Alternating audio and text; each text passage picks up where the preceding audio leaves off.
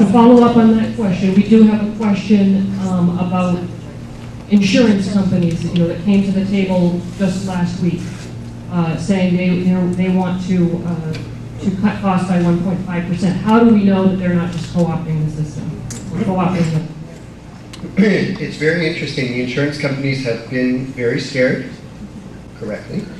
There have been a couple of things that they've said. One thing that they've said is they're willing to end all the underwriting rules, if you're sick, we're not going to cover you. If you've got a pre-existing condition, we're not going to cover that. They've said that. They've said, look, find a way to get everyone in the system and we'll end that.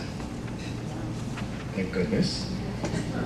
The other thing they said, and it was not just the insurance companies, it was the insurance companies, the AMA, the American Hospital Association, SEIU, the pharmaceutical companies and the medical device makers all came together and said, we believe that we can save that amount of money. They wrote a letter to the president saying that, and the president said, that's great, come back in a couple of weeks, tell me how you're going to do that.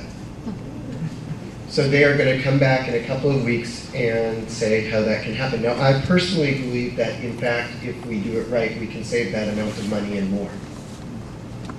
And I've actually spoken with some of them about how to do this, and there's a lot of back and forth going on. It will require some tough things to happen.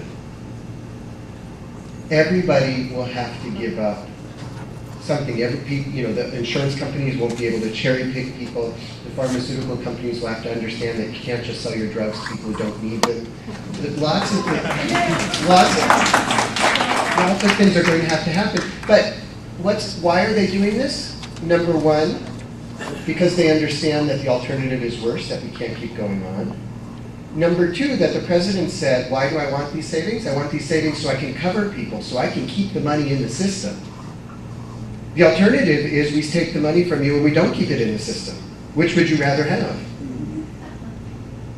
And number three, because there's enough recognition that things are broken and you just can't do that.